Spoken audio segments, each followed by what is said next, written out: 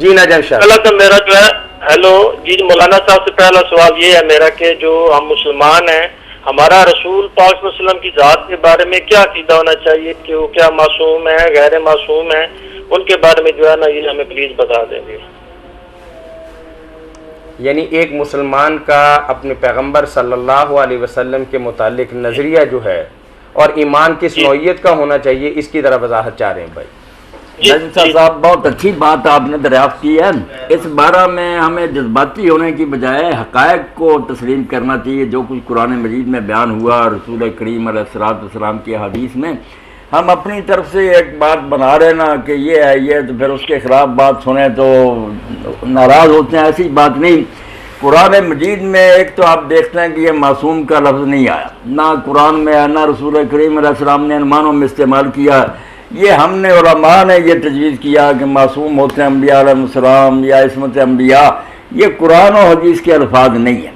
اب یہ بات کیا قرآن کیا کہتا ہے قرآن سے یہ پتہ چلتا اور عقل کی بھی بات ہے کہ وحی کی تبلیغ یعنی اللہ کا کلام جو کچھ اللہ کے رسول پر نازل ہوتا ہے اور وہ امت تک پہنچاتا ہے اس میں اللہ کی حفاظت اس کے ساتھ ہوتی ہے. اس میں ایک ذرے کی کمی بیشی نہیں ہو سکتی. نہ شیاطین اس میں دخل دے سکتے ہیں نہ رسول اس میں کمی بیشی کر سکتا. اتنا پیرا اور نگرانی ہوتی ہے سورہ جن میں فرشتے آگے پیچھے گارڈ دیں کہ وہ کلام لوگوں تک صحیح پہنچ جائے. اس حد تک تو معصوم ہونا یا اللہ کی طرف سے حفاظت ثابت ہے. دوسری بات ہے کہ جب وہ اس پر عمل کرتے ہیں اس میں بھی یہ بات ہے کہ اپنی لائی ہوئی شریعت کی مخالفت وہ جان بوجھ کر نہیں کرتے. جیسے ہم کبیرہ گناہ کرتے ہیں نفسانی خواہشات سے نہیں. پیغمبر میں اتنا تقویٰ ہوتا ہے اللہ تعالیٰ پر اتنا ایمان اور یقین ہوتا ہے کہ وہ کبائر کا مرتکب نہیں ہوتا. کبیرہ گناہ جان بوجھ کر نہیں کرتا. اب ایک بات ہے جس کو سارے مانتے ہیں لفظ اس کے لیے شاہ صاحب جو جی چاہے کو بیان کرے. کوئی کہتا ہے یہ خلاف اولا ہے کوئی کہتا ہے یہ ذلت ہے لغزش ہے کوئی کچھ کہتا ہے. بات سب مانتے ہیں کہ کچھ کام ایسے اللہ کے نبیوں سے ہوتے ہیں جس پر اللہ تعالیٰ ٹوک دیتا ہے کہ یہ نہیں ہونا چاہیے. اب قرآن مجید میں دیکھتے ہیں کہ رسول کریم علیہ السلام نے کوئی چیز اپنے پر حرام کر دی. اللہ کہہ رہا یا نبی علما تحرم ما احل اللہ علیہ. اے نبی تو نے کیوں حرام کی چیز جو اللہ نے حلال کی ہے. اسی طرح سورہ توبہ میں کہتا ہے افر اللہ عنک لما اذنت لهم. اللہ نے تجھے معاف کیا تو نے منافقوں کو کیوں اجازت دی. اجازت نہیں دینی تھی تاکہ ننگے ہو جاتے.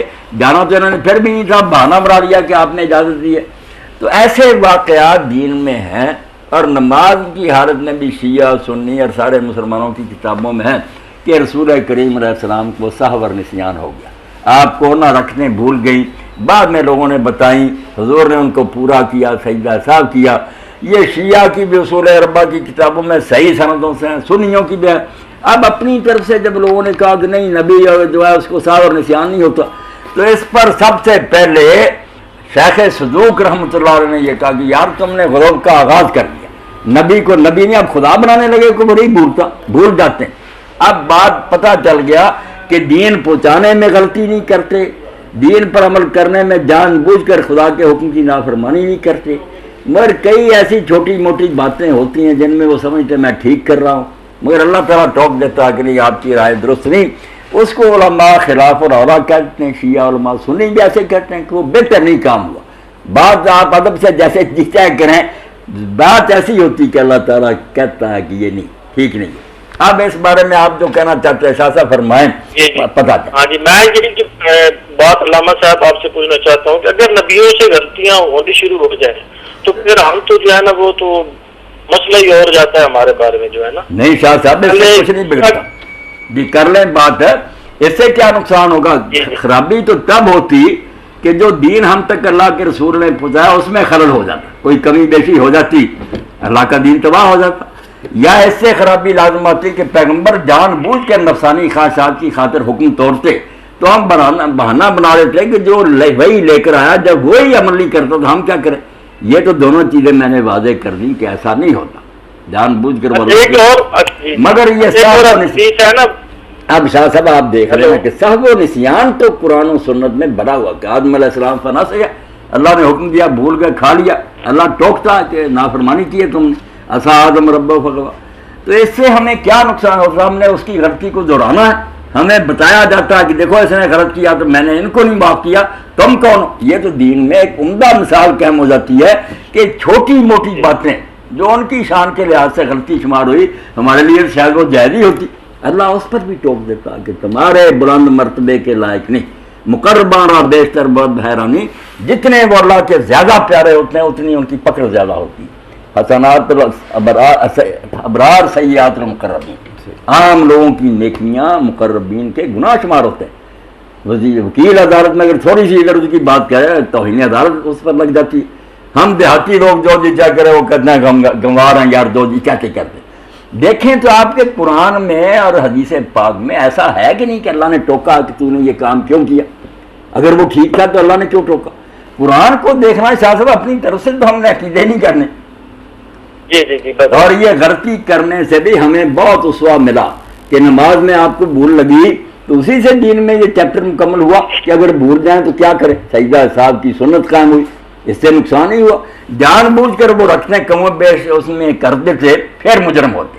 بھول جانا تو انسان کے لیے ایک بشری بات، یہ جرم نہیں، گناہ نہیں، امت کے لیے ایک نمونہ قائم ہے۔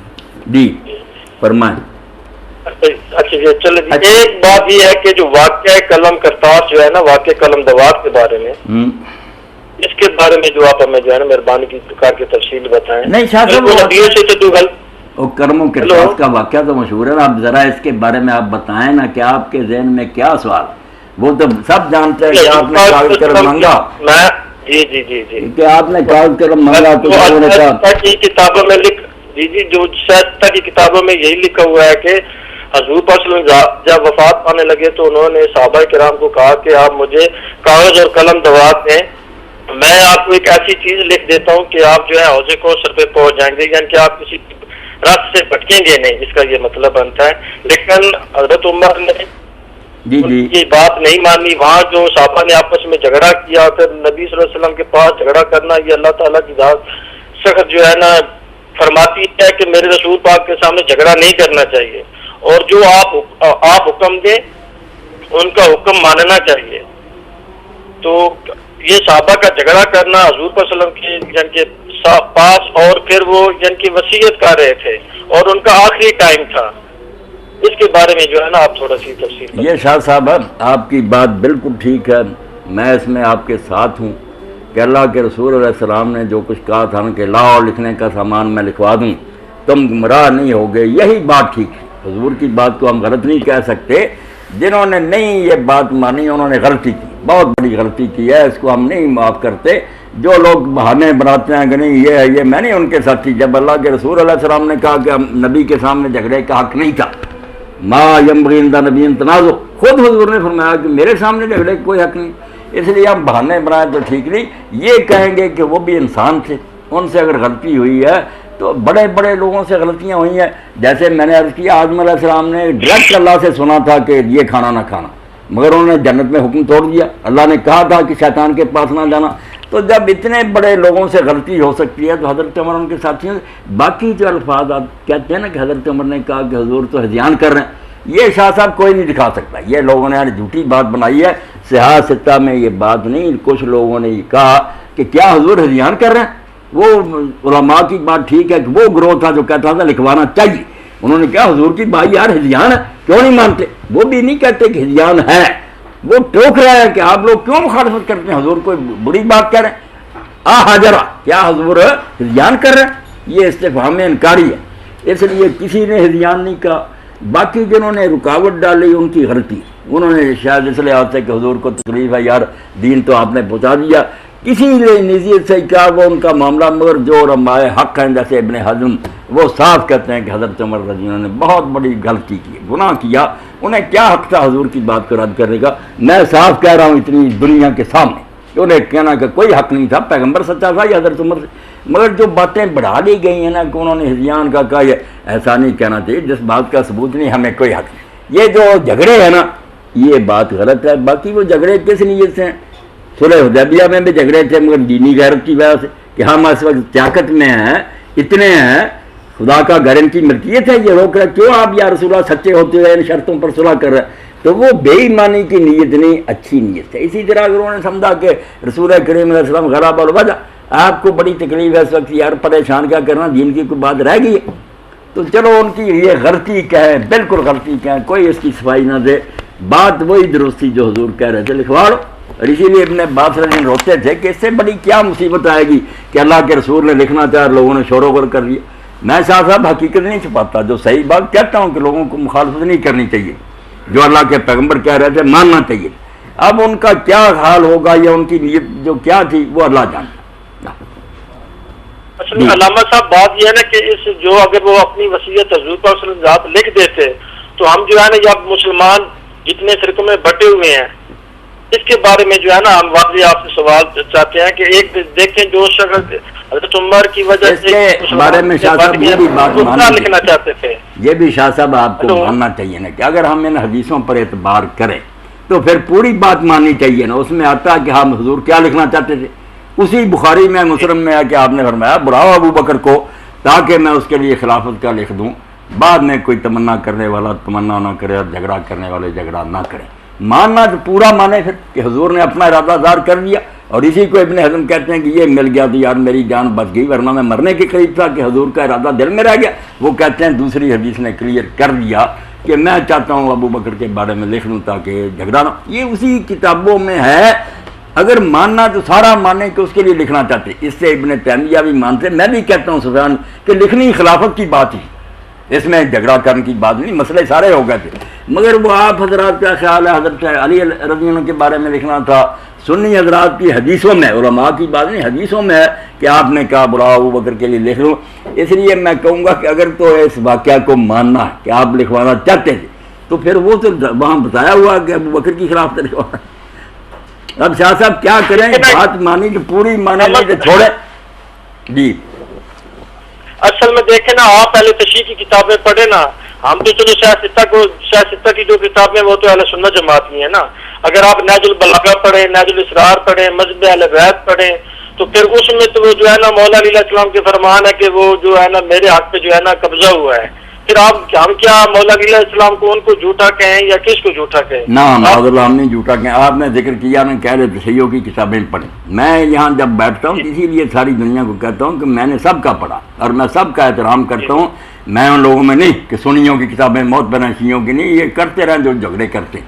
میں کہتا ہوں سب کی ہے، مگر جیسے سنیوں کی کتابیں شیعوں کی ان میں بھی کمزور روایتیں ہیں، ان میں بھی، اسی لیے راوی لکھے گئے ہیں، وہ پرکھی جائیں گی نا۔ اب آپ نے نہج البلاغہ کا تذکرہ کیا، امیر المومنین علیہ السلام کے خطبات میں کہیں آپ کو نہیں ملے گا کہ حضور نے مجھے خلیفہ مقرر کر دیا، یہ کہیں نہیں۔ نہج البلاغہ میں جنہوں نے شرح کی وہ بھی ہار گئے، اور میں نے مفتی جعفر حسین مجتہد مرحوم سے ان کے سامنے پوچھا تھا کہ آپ نے اتنی شرح کی ہے، کہیں آپ نے کہا کہ حضور نے مجھے مقرر کیا؟ اپنے اوصاف بیان کیے ہیں، اپنے علم کا تذکرہ کیا، حضور کے ساتھ قرابت کا کیا۔ تو مفتی صاحب کہنے لگے انہوں نے اس لیے نص کو بیان کیا کہ انہوں نے کیا ماننا ہے، یہ مانے گی حضور۔ میں نے کہا چھوٹے جو حق تھے کہ میں قریبی ہوں، میں بہادر ہوں، میں وہ بیان کرتے رہے، جو اصل تھا معاملہ کہ حضور مجھے کر گئے، مانے نہیں تو وہ جاتے جہنم میں، پیش تو کرتے۔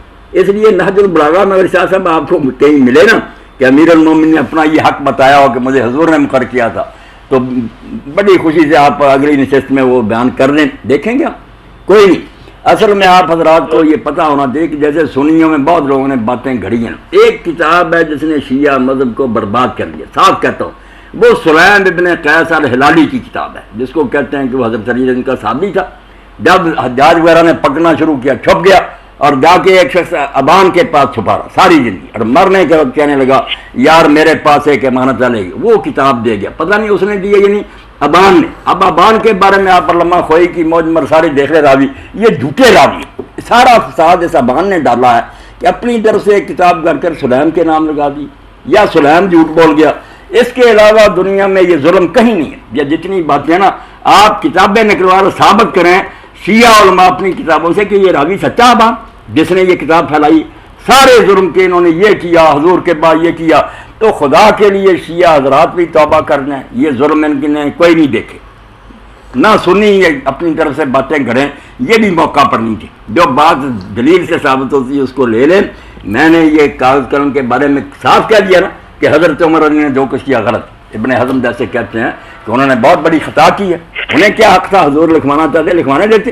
جو بات صحیح ہوگی شاہ صاحب میں وہ کہہ دوں گا، مجھے کسی کا ڈر نہیں، نہ میں پرواہ کر دوں، مگر بات کو بڑھانا بننا چاہیے اپنی حد سے، جتنی ہے اتنی رکھے۔ علامہ صاحب بات یہ ہے نا، آپ دیکھیں نا کہ جو مشہور اس وقت صحابی تھے، حضرت سلمان فارسی، حضرت ابو ذر غفاری، حضرت بلال، حضرت